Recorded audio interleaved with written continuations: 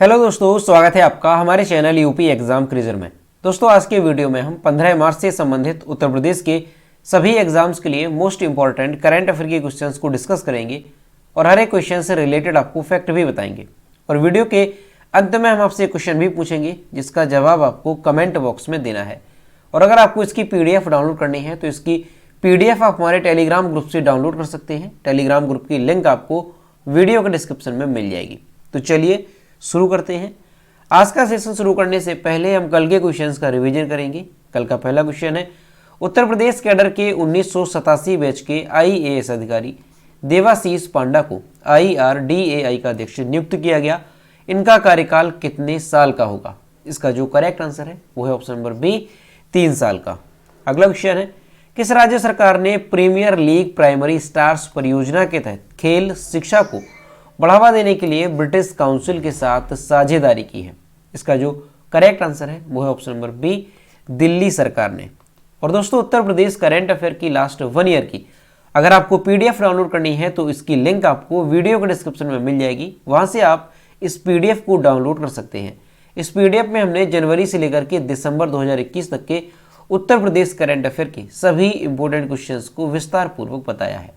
और दोस्तों, इसके साथ ही अगर आपको मंथली करंट अफेयर की PDF डाउनलोड करनी है, जैसे जनवरी मंथ की या फिर फरवरी मंथ की 2022 की PDF डाउनलोड करनी है, तो इसकी लिंक भी आपको वीडियो के डिस्क्रिप्शन में मिल जाएगी। तो वहां से आप ये दोनों PDF डाउनलोड कर सकते हैं। और दोस्तों, PDF डाउनलोड करने में अगर कोई भी प्रॉब्लम होती है तो साइट पर आपको WhatsApp नंबर और ईमेल मिल जाएगा जिस पर आप कॉन्टैक्ट कर सकते हैं। अगला क्वेश्चन है, हाल ही में पोल वॉल्ट में वर्ल्ड रिकॉर्ड किसने बनाया? इसका जो करेक्ट आंसर है वो है ऑप्शन नंबर सी, डुप्लांटिस ने। अगला क्वेश्चन है, भारत की पहली फ्लोटिंग स्टोरेज रेगैसिफिकेशन यूनिट हुई जॉइंट किस राज्य में पहुंची? इसका जो करेक्ट आंसर है वो है ऑप्शन नंबर बी, महाराष्ट्र में। अगला क्वेश्चन है, हाल ही में किस देश के पूर्व क्रिकेटर रॉड मार्श का निधन हो गया? इसका जो करेक्ट आंसर है वो है ऑप्शन नंबर ए, ऑस्ट्रेलिया के। अगला क्वेश्चन है, साहित्य अकादमी का साहित्य उत्सव हाल ही में किस शहर में आयोजित किया जा रहा है? इसका जो करेक्ट आंसर है वो है ऑप्शन नंबर डी, दिल्ली में। अगला क्वेश्चन है, चारधाम परियोजना समिति के नए अध्यक्ष कौन बने? इसका जो करेक्ट आंसर है वो है option number A, AK Sikri. अगला क्वेश्चन है, लॉन्च पुस्तक role of labour in India development के लेखक कौन है? तो इस पुस्तक के लेखक हैं VV गिरी, यानी ऑप्शन नंबर बी यहाँ पे करेक्ट होगा। अगला क्वेश्चन है, हाल ही में किस राज्य सरकार ने महिला @ कार्यक्रम शुरू किया है? इसका जो करेक्ट आंसर है वो है ऑप्शन नंबर सी, कर्नाटक सरकार ने। तो दोस्तों, ये थे कल के क्वेश्चंस जिसका हमने रिवीजन किया। अब हम शुरू करते हैं आज का सेशन। आज का पहला क्वेश्चन है, हाल ही में हिंदी साहित्य सम्मेलन का 2 दिवसीय 73वां वार्षिक अधिवेशन कहां पर आयोजित किया गया? इसका जो करेक्ट आंसर है वो है ऑप्शन नंबर बी, प्रयागराज में। 12 से 13 मार्च 2022 तक उत्तर प्रदेश के प्रयागराज में हिंदी साहित्य सम्मेलन का 2 दिवसीय 73वां वार्षिक अधिवेशन आयोजित किया गया। और दोस्तों, ये जो सम्मेलन है ये 111 साल के इतिहास में अब तक 7 बार प्रयागराज में अधिवेशन किया गया है। यानी इसका जो आयोजन है वो 7 बार प्रयागराज में किया जा चुका है। यहाँ अंतिम बार जो अधिवेशन है वो 1994 में किया गया था। इस अधिवेशन में साहित्य और राष्ट्रभाषा परिषद पर 2 सत्रों में परिसंवाद किया गया। देश भर से आए विद्वानों ने हिंदी भाषा को रोजगार से जोड़ने पर जोर देते हुए कहा कि हिंदी के पढ़े व्यक्ति को रोजगार मिलेगा तो उसकी स्वीकार्यता भी बढ़ेगी।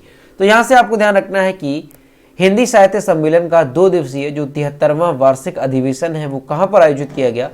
तो उत्तर प्रदेश के प्रयागराज में ये आयोजित किया गया। और कब से कब तक? तो 12 और 13 मार्च 2022 को ये आयोजित किया गया है। अब दोस्तों, यहाँ पर प्रयागराज की बात है तो प्रयागराज के बारे में जानते हैं। तो सबसे पहले यहाँ पर मैप में देखेंगे कि प्रयागराज कहाँ पर है। तो ये है मैप में प्रयागराज। जो प्रयागराज है ये उत्तर प्रदेश के किन किन जिलों की सीमा को टच करता है? तो यहाँ पर देखेंगे प्रतापगढ़ है, इसके अलावा जौनपुर है, इसके अलावा संत रविदास नगर यानी भदोही है, और इसके अलावा मिर्जापुर, और इसके अलावा यहाँ पर देखेंगे कौशाम्बी और यहाँ पर चित्रकूट। तो ये वो जिले हैं जिनकी सीमा को प्रयागराज टच करता है। और दोस्तों, प्रयागराज का जो नाम है पुराना क्या था? तो इलाहाबाद इसका पुराना नाम था, जिसे बदल करके प्रयागराज किया गया। अब जो प्रयागराज है ये किस राज्य की सीमा को टच करता है, तो ये भी ध्यान रखना है। तो जो प्रयागराज है ये मध्य प्रदेश की सीमा को टच करता है। और दोस्तों प्रयागराज से संबंधित और भी क्वेश्चन देखें जो कि एग्जाम्स के लिए काफी इंपॉर्टेंट है। तो दोस्तों प्रयागराज ये किस नदी के संगम पर स्थित है, तो गंगा और यमुना नदी के संगम पर ये स्थित है। इसका प्राचीन नाम अगर देखा जाए कि इलाहाबाद से पहले भी इसका नाम क्या था, तो प्रयाग इसका नाम था। और ये जो प्रयाग है ये किसने रखा था, तो मुगल सम्राट अकबर ने जो प्रयाग है इसका नाम बदल करके इलाहाबाद कर दिया था। यानी इलाहाबाद नाम जो है ये किसने किया था, तो ये किया था मुगल सम्राट अकबर ने। दोस्तों प्रयागराज में कांग्रेस के 3 अधिवेशन हुए, कौन कौन से, तो ये आपको ध्यान रखना है। 1888 में अधिवेशन हुआ, 1888 में हुआ। इसके अलावा 1892 में हुआ, 1892, और इसके अलावा 1910 में हुआ। तो ये 3 अधिवेशन हुए हैं इलाहाबाद में यानी प्रयागराज में। दोस्तों यहाँ पर अध्यक्ष ध्यान रखने हैं कि 1888 अधिवेशन के अध्यक्ष कौन थे, तो जॉर्ज यूल 1888 अधिवेशन के अध्यक्ष थे। 1892 में कांग्रेस के अध्यक्ष कौन थे, तो व्योमेश चंद्र बनर्जी। और 1910 में जो अधिवेशन हुआ इसके अध्यक्ष कौन थे, तो विलियम वेडर वर्न जो है 1910 के कांग्रेस अधिवेशन के अध्यक्ष थे। दोस्तों इलाहाबाद में एक जो जगह है कोल्डी हवा, कौन सी जगह है, यहाँ पर देखेंगे कोल्डी हवा नाम से एक जगह है। यहाँ पर जो है नवपाषाणिक पुरा स्थल से धान की खेती के साक्ष्य मिले हैं। अगर आपसे एग्जाम में क्वेश्चन पूछा जाता है कि नवपाषाणिक पुरा स्थल से धान की खेती के साक्ष्य जो है कहां पर मिले, तो इलाहाबाद के कोल्डी हवा से। और दोस्तों उत्तर प्रदेश की राजधानी जो है 1858 से 1921 तक इलाहाबाद रही। ये चीज भी ध्यान रखनी है क्योंकि वर्तमान में जो राजधानी है वो क्या है, तो वर्तमान में लखनऊ उत्तर प्रदेश की राजधानी है। प्रदेश में पहली जो रेलगाड़ी है, प्रथम रेलगाड़ी, ये 1859 में चली थी। कब चली थी, 1859 में जो है पहली रेलगाड़ी चली थी। कहां से कहां तक चलाई गई थी, तो इलाहाबाद से कानपुर तक। ठीक है, ध्यान रखना है, इलाहाबाद से लेकर के ये कानपुर तक चली थी पहली रेलगाड़ी प्रदेश में 1859 में। दोस्तों इलाहाबाद यानी प्रयागराज का वन डिस्ट्रिक्ट वन प्रोडक्ट क्या है, तो मूंज उत्पाद प्रयागराज का वन डिस्ट्रिक्ट वन प्रोडक्ट है। इसके अलावा एक क्वेश्चन और ध्यान रखना है कि जनसंख्या की दृष्टि से उत्तर प्रदेश का सबसे बड़ा जिला कौन सा है, तो ये है प्रयागराज। तो ये सारे क्वेश्चन आपको प्रयागराज से संबंधित अच्छे से ध्यान रखने हैं और ये कई बार एग्जाम में पूछे भी गए हैं। अगला क्वेश्चन है, मनरेगा से संबंधित शिकायतों के समाधान के लिए किस राज्य सरकार द्वारा ओम्बड्सपर्सन ऐप विकसित किया गया। इसका जो करेक्ट आंसर है वो है option number D, Uttar Pradesh. MNREGA से संबंधित शिकायतों की सुचारू रिपोर्टिंग और वर्गीकरण के लिए उत्तर प्रदेश सरकार के ग्रामीण विकास और पंचायती राज मंत्रालय के द्वारा ओम्बड्सपर्सन ऐप विकसित किया गया। अब मनरेगा में काम, भुगतान या फिर अन्य किसी तरह की परेशानी हो रही है तो आपको ब्लॉक, तहसील या फिर जिला मुख्यालय के चक्कर लगाने की जरूरत नहीं होगी। मनरेगा के श्रमिकों को इस ऐप की मदद से मनरेगा से जुड़ी समस्याओं का घर बैठे समाधान होगा। यह ऐप मनरेगा को और अधिक पारदर्शी बनाएगा। तो दोस्तों ध्यान रखना है कि अभी जो है उत्तर प्रदेश सरकार के ग्रामीण विकास और पंचायती राज मंत्रालय के द्वारा मनरेगा से संबंधित शिकायतों को सुचारू रूप से रिपोर्टिंग करने के लिए जो है एक ऐप विकसित किया गया है। किस नाम से, तो ओम्बड्सपर्सन नाम से एक ऐप विकसित किया गया है। इससे क्या होगा, तो मनरेगा से संबंधित जो भी काम होंगे, जो भी परेशानी होगी, तो वो जो है व्यक्ति इस ऐप के माध्यम से अपनी सॉल्व करा सकेगा, यानी मदद जो है इस ऐप की सहायता से वो ले सकेगा। ठीक है, तो ध्यान रखना इस तरह से अगर क्वेश्चन पूछा जाता है कि ओम्बड्सपर्सन जो एप्लीकेशन है ये किससे संबंधित है, तो मनरेगा से संबंधित ये एप्लीकेशन है। अगला क्वेश्चन है, किस राज्य सरकार ने पहली बार अपनी वार्षिक वित्तीय योजना के हिस्से के रूप में बाल बजट पेश किया। इसका जो करेक्ट आंसर है वो है ऑप्शन नंबर सी, मध्य प्रदेश ने। मध्य प्रदेश सरकार ने पहली बार अपनी वार्षिक वित्तीय योजना के हिस्से के रूप में बाल बजट पेश किया है। सरकार ने 220 योजनाओं के लिए 57,803 करोड़ रुपए आवंटित किए, जिन्हें 18 वर्ष से कम आयु के बच्चों के लिए शिक्षा सहित 17 विभागों के तहत लागू किया जाएगा। मध्य प्रदेश सरकार ने वित्तीय वर्ष 2022-23 के लिए अपना बजट पेश किया और ये जो बजट है ये किसने पेश किया, तो मध्य प्रदेश के वित्त मंत्री जगदीश देवड़ा ने इस बजट को पेश किया है। तो दोस्तों ध्यान रखना है कि मध्य प्रदेश सरकार ने जो है पहली बार अपनी वार्षिक वित्तीय योजना के हिस्से के रूप में बाल बजट पेश किया। यानी जो बाल बजट है ये पहली बार मध्य प्रदेश में पेश किया गया है। तो यहाँ पे ध्यान रखना है कि ये किसने पेश किया, तो वित्त मंत्री जगदीश देवड़ा ने इस बजट को पेश किया है। अब दोस्तों यहाँ पर मध्य प्रदेश की बात है तो मध्य प्रदेश के बारे में जानते हैं। तो ये है मैप में मध्य प्रदेश, कहाँ पर है, ये है मैप में मध्य प्रदेश। जो मध्य प्रदेश है ये भारत के किन किन राज्यों की सीमा को साझा करता है, तो उत्तर प्रदेश, इसके अलावा छत्तीसगढ़ है, इसके अलावा यहाँ पर राजस्थान है और यहाँ पर महाराष्ट्र है। तो ये वो राज्य हैं जिनकी सीमा को मध्य प्रदेश टच करता है। और यहाँ पर एक और राज्य है, कौन सा, गुजरात। तो ये सभी राज्य हैं जिनकी सीमा को मध्य प्रदेश टच करता है। दोस्तों इनसे संबंधित भी एग्जाम में कई बार क्वेश्चन पूछे जाते हैं कि किस राज्य की सीमा जो है इस राज्य से नहीं लगती है या लगती है। तो यहाँ पर आपको ये भी ध्यान रखने हैं जो मध्य प्रदेश है किन किन राज्यों की सीमा को टच करता है। इसके अलावा जो राजस्थान है, गुजरात है, महाराष्ट्र है, सभी राज्यों की आपको स्थिति मैप में ध्यान रखनी है। दोस्तों मध्य प्रदेश की कैपिटल क्या है, तो भोपाल मध्य प्रदेश की कैपिटल है। मध्य प्रदेश के चीफ मिनिस्टर कौन है, तो शिवराज सिंह चौहान मध्य प्रदेश के चीफ मिनिस्टर हैं। और मध्य प्रदेश के गवर्नर कौन है, तो मंगू भाई छगन भाई पटेल मध्य प्रदेश के गवर्नर हैं। मध्य प्रदेश में लोकसभा सीटों की संख्या कितनी है, तो 29 यहाँ पर लोकसभा सीटों की संख्या है और 11 यहाँ पर राज्यसभा सीटों की संख्या है। दोस्तों मध्य प्रदेश में कौन कौन से राष्ट्रीय उद्यान है प्रमुख, तो ध्यान रखना है बांधव राष्ट्रीय उद्यान, कान्हा किसली राष्ट्रीय उद्यान, इसके अलावा पंचमढ़ी राष्ट्रीय उद्यान और पन्ना राष्ट्रीय उद्यान और इसके अलावा पेंच राष्ट्रीय उद्यान और डायनासोर राष्ट्रीय उद्यान, ये प्रमुख राष्ट्रीय उद्यान हैं मध्य प्रदेश के। दोस्तों और अगर इस तरह से क्वेश्चन पूछा जाए कि सबसे अधिक जो राष्ट्रीय उद्यान है वो किस राज्य में है, तो ये भी मध्य प्रदेश में है। तो ये सारी चीजें मध्य प्रदेश से रिलेटेड आपको अच्छे से ध्यान रखनी है। अगला क्वेश्चन है, टेस्ट क्रिकेट में कपिल देव का रिकॉर्ड तोड़कर 28 गेंदों पर अर्धशतक लगाने वाले पहले भारतीय खिलाड़ी निम्न में से कौन बन गए हैं। इसका जो करेक्ट आंसर है वो है option number D, Rishabh Pant. और यहां पर आप इमेज में देख सकते हैं ये है ऋषभ पंत जिन्होंने कपिल देव का रिकॉर्ड तोड़ा और 28 गेंदों पर अर्धशतक लगा दिया है। भारतीय विकेटकीपर बल्लेबाज ऋषभ पंत ने बेंगलुरु पिंक बॉल टेस्ट में भारत बनाम श्रीलंका के दौरान इतिहास रचा। उन्होंने सबसे तेज अर्धशतक लगाया और दूसरे सबसे तेज रन बनाने वाले भारतीय बन गए। इससे पहले ये जो रिकॉर्ड है वो कपिल देव के पास था जिन्होंने साल 1982 में कराची में पाकिस्तान के खिलाफ केवल 30 गेंदों में अर्धशतक बनाया था। भारत की तरफ से तीसरे नंबर पर शार्दुल ठाकुर हैं। उन्होंने साल 2021 में ओवल मैदान पर इंग्लैंड के खिलाफ 31 गेंदों पर अर्धशतक जड़ा था। तो दोस्तों ये क्वेश्चन मोस्ट इंपॉर्टेंट है, अच्छे से ध्यान रखना है कि भारतीय विकेट कीपर बल्लेबाज जो ऋषभ पंत हैं इन्होंने सबसे कम गेंदों में, कितनी गेंदों में, तो ध्यान रखना है केवल 28 गेंदों में, 28 गेंदों में इन्होंने जो है अर्धशतक बनाया है। और इन्होंने किसका रिकॉर्ड तोड़ा, तो कपिल देव का रिकॉर्ड तोड़ा जिन्होंने 30 गेंदों में अर्धशतक बनाया था। अगला क्वेश्चन है, डिजिटल शॉपिंग में वैश्विक निवेश 2021 में भारत किस स्थान पर रहा। इसका जो करेक्ट आंसर है वो है ऑप्शन नंबर बी, दूसरे स्थान पर।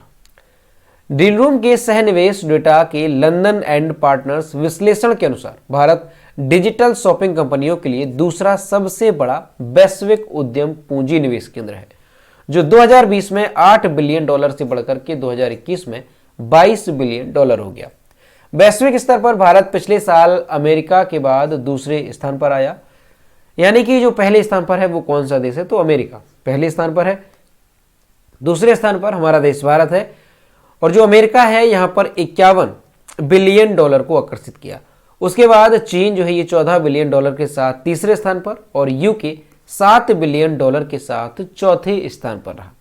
तो ध्यान रखना है कि जो डिजिटल शॉपिंग कंपनियों के लिए दूसरा सबसे बड़ा वैश्विक उद्यम पूंजी निवेश केंद्र था वो भारत था। पहला कौन था, तो अमेरिका, और तीसरे नंबर पर है China.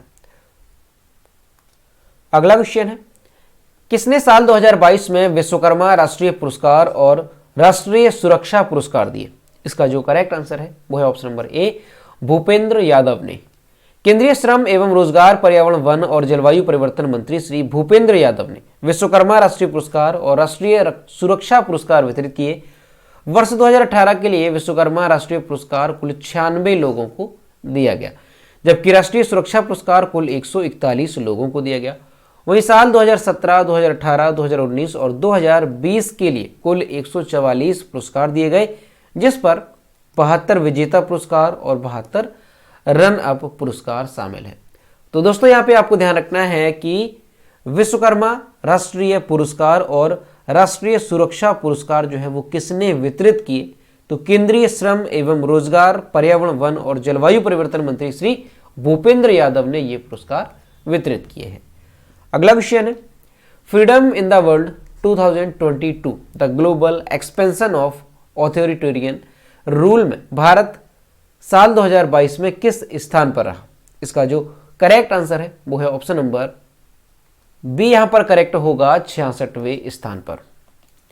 Freedom in the world 2022 the global expansion of authoritarian rule में भारत साल 2022 में 66वें स्थान पर रहा। इस इंडेक्स को Bloomberg school of public health, nuclear threat initiative और Johns Hopkins centre for health security द्वारा विकसित किया गया है। यह इंडेक्स कुल 195 देशों के बीच जारी किया गया, जिसमें भारत ने 42.8 समग्र सूचकांक को हासिल करके 66वां स्थान हासिल किया। इस सूचकांक में पहले स्थान पर कौन सा देश रहा? तो संयुक्त राज्य अमेरिका जो है 75.9 समग्र सूचकांक के साथ पहले स्थान पर रहा। तो अच्छे से ध्यान रखना है कि जो रिपोर्ट है freedom in the world 2022 the global expansion of authoritarian rule में भारत किस स्थान पर रहा? तो 66वें स्थान पर। और पहले स्थान पर कौन सा देश रहा? तो संयुक्त राज्य अमेरिका। अगला क्वेश्चन है, अंतर्राष्ट्रीय गणित दिवस यानी इंटरनेशनल डे ऑफ मैथमेटिक्स यानी IDM हर साल कब मनाया जाता है? इसका जो करेक्ट आंसर है वो है ऑप्शन नंबर ए, 14 मार्च को। अंतर्राष्ट्रीय गणित दिवस हर साल 14 मार्च को विश्व स्तर पर मनाया जाता है।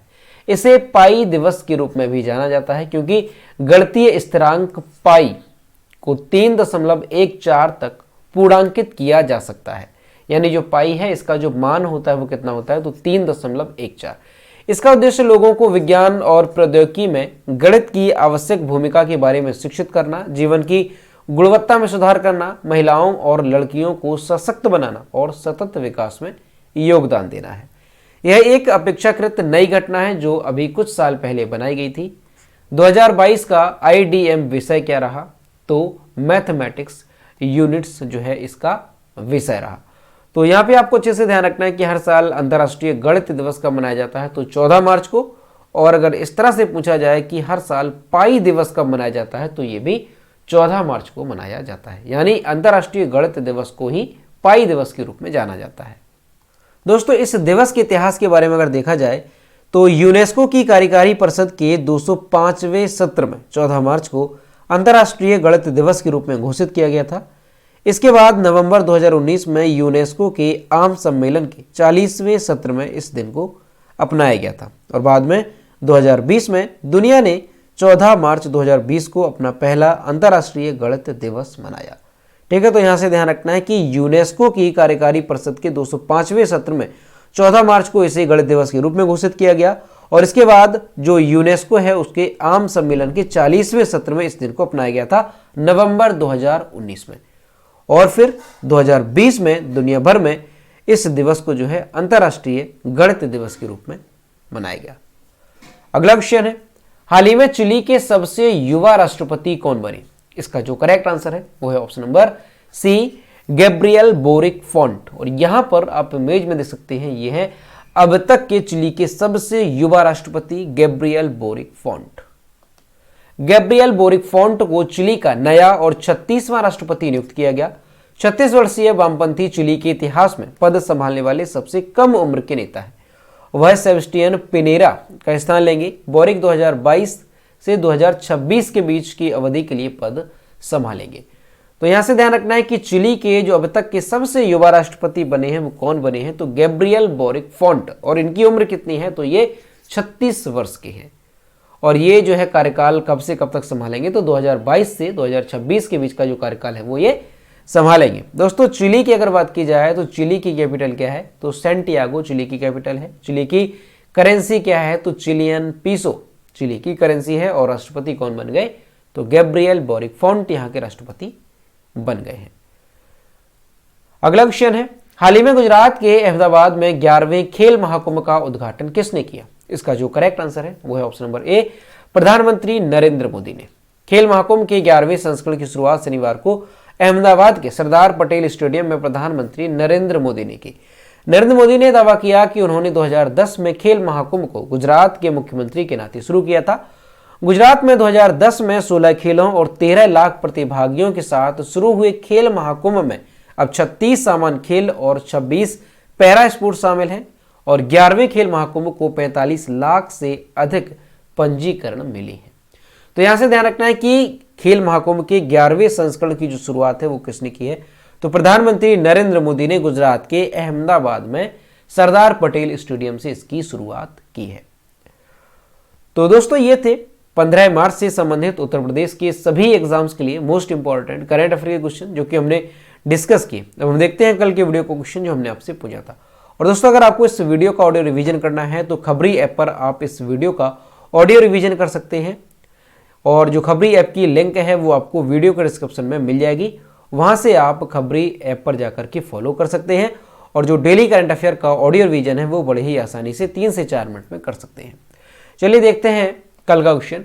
तो यह कल का क्वेश्चन, हाल ही में आईसीसी महिला विश्व कप में सर्वाधिक मैचों में कप्तानी करने का रिकॉर्ड किसने बनाया? तो ये रिकॉर्ड बनाया है मिताली राज ने, यानी ऑप्शन नंबर ए यहाँ पे करेक्ट था और लगभग सभी स्टूडेंट ने इसके सही जवाब किए। मैं आपसे रोज कहता हूँ जो भी क्वेश्चन आपसे पूछा जाए तो सभी लोग क्वेश्चन का आंसर जरूर किया करो। तो ये आज का क्वेश्चन, उत्तर प्रदेश के किस शहर में 20 मार्च को ताज महोत्सव का आयोजन किया जाएगा? ऑप्शन नंबर ए है लखनऊ, बी है नोएडा, सी है आगरा और डी है झांसी। तो इसका जो भी करेक्ट आंसर है वो आपको कमेंट बॉक्स में बताना है।